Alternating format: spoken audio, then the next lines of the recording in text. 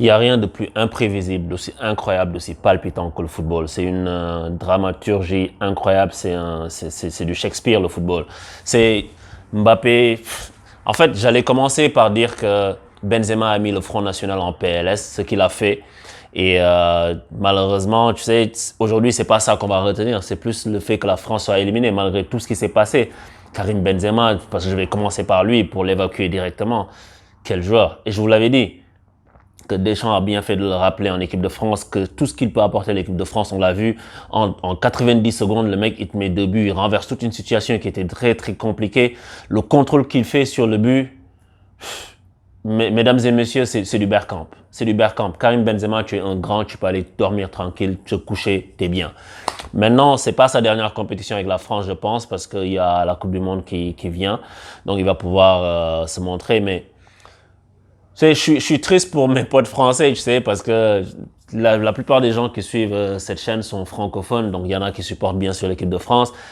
Et je suis désolé pour vous. Aujourd'hui, au travail, j'ai parlé à un gars, il est portugais. J'avais un meeting avec lui, mais le gars, il était mal parce qu'il a perdu hier. Donc j'imagine que ça doit être pour vous, les gars, et mes sympathies, quoi. Mais aujourd'hui, donc, c'est une analyse qui est plus émotive que factuelle sur le jeu, sur le placement, sur les déplacements des joueurs, parce que tout le monde a vu que Deschamps, il s'est trompé au début. Deschamps, il s'est trompé en première mi-temps, et à ce niveau-là, ça pardonne pas. Et la France, en fait, elle a pris la Suisse de haut. Parce que tu viens, tu alignes trois défenseurs centraux, tu joues dans un système que tu ne connais pas, et tu as ton Rabiot que tu as mis à gauche, et Rabiot fait, ça m'a fait penser un peu à Liverpool quand ils ont mis des Henderson et puis des Fabinho dans l'axe en défense pendant plusieurs matchs. Sur un match, sur un bout de match, ça peut tenir. Mais à la longue, en fait, à ce niveau-là, les joueurs sont tous des joueurs de haut niveau. Tu vas le payer au bout d'un moment.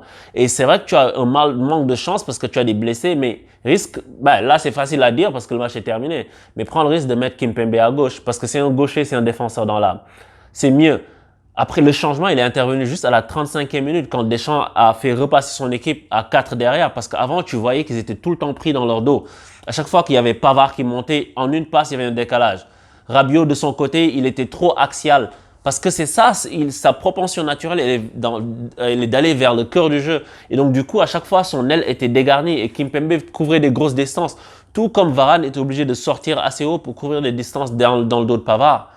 Et malheureusement, la France n'a pas pu marquer tôt et puis dominer la Suisse parce que la Suisse est venue jouer crânement sa chance. Et franchement, quand j'ai vu à la conférence de presse les Suisses qui parlaient de ils vont venir jouer leur va-tout, ils savent pas vaincus. J'étais un peu surpris, tu vois, parce que tout le monde pensait que ça allait être une formalité. Mais le football, encore une fois, et je l'ai dit, pour tous ceux qui se souviennent de la vidéo que j'ai faite avant le début de l'Euro, j'ai dit, est-ce que la France sortira des poules? C'était un peu provoque de dire, est-ce que la France sortira des poules? Je vous l'accorde.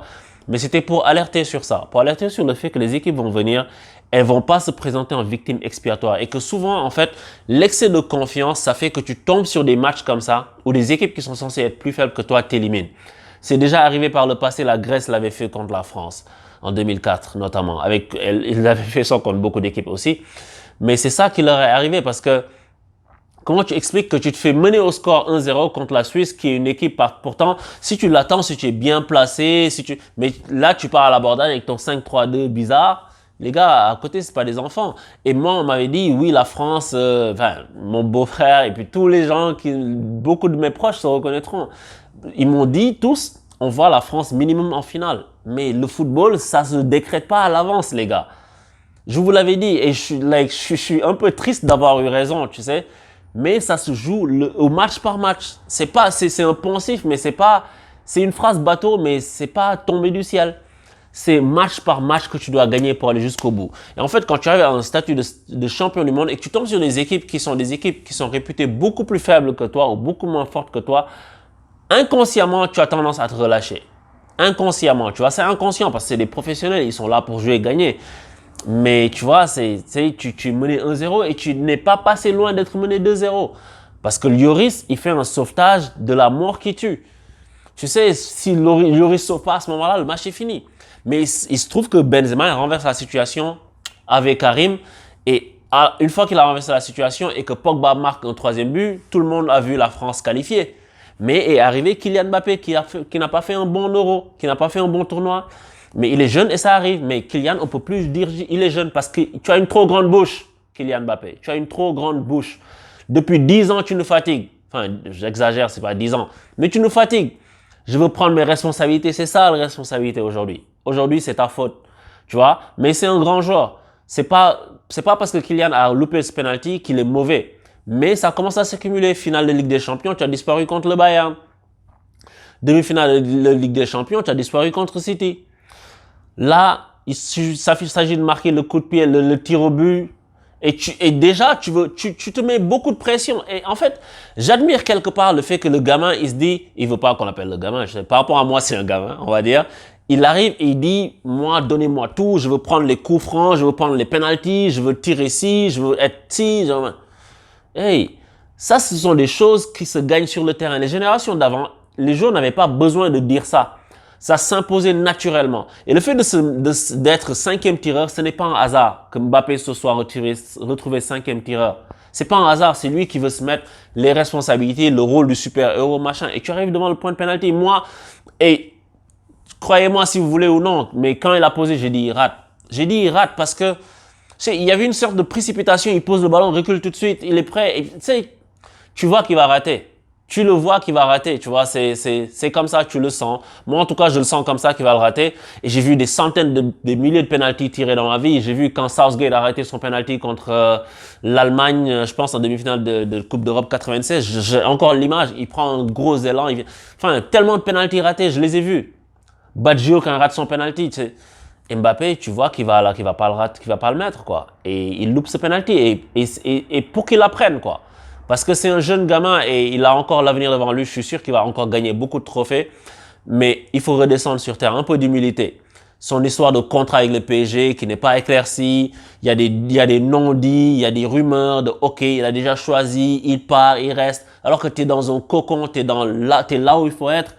Mais là, je pense que le totem d'immunité de Mbappé va tomber. Bien sûr, ses potes vont aller sur RMC, les Adil Rami, tout ça, pour nous dire que oui, on est trop dur avec lui, on le critique. Mais c'est lui qui demande ça. C'est lui qui demande d'être jugé comme un Maradona, comme un Messi. T'as vu Messi, Ronaldo, t'as vu ces joueurs-là, c'est des extraterrestres. Et pourtant, il suffit qu'ils passent à côté d'un seul match pour que tout le monde leur tombe dessus. Alors que c'est pas justifié. Et là, toi, tu n'es pas encore à ce niveau-là. Et tu réclames mes responsabilités. Toujours tu es là à réclamer des choses. Il va marquer un autre but contre Dijon ou contre Alcorcon ou contre Gijón en championnat la saison prochaine. Il va venir nous faire des trucs comme ça. Des je suis Mbappé, de machin. Mais mec, redescends sur terre. T'as 22 ans, t'as encore rien vu. Je te promets, tu vois. On a tous eu cet âge-là où tu penses que tu sais tout de la vie. Mbappé, c'est un jeune qui est mature, je vous l'accorde, il n'y a aucun souci. Tu vois, et je suis pas contre Mbappé, l'homme, parce que je ne connais pas l'homme, tu vois, mais ce qu'il montre, en fait, c'est trop d'arrogance et il faut redescendre sur terre. L'humilité précède la gloire et Mbappé en manque beaucoup. Et tu le vois dans ses attitudes, que ce soit au PSG, et peut-être qu'il va se servir de cette histoire comme prétexte pour quitter le club, pour dire qu'en France, il n'aura plus rien qui lui sera pardonné. Peut-être que ce sera le cas. Mais voilà, quoi, il n'a pas été bon. Et il y a une occasion, il est seul face au gardien, il tire cinquième poteau. Parce que tu te mets la pression, tu arrives, ben, tu as les jambes qui tremblent un peu. Tu es humain, Kylian. Moi, je pense que tu n'es pas un mauvais joueur. C'est sûr que tu es un très, très bon joueur, un grand joueur même en devenir.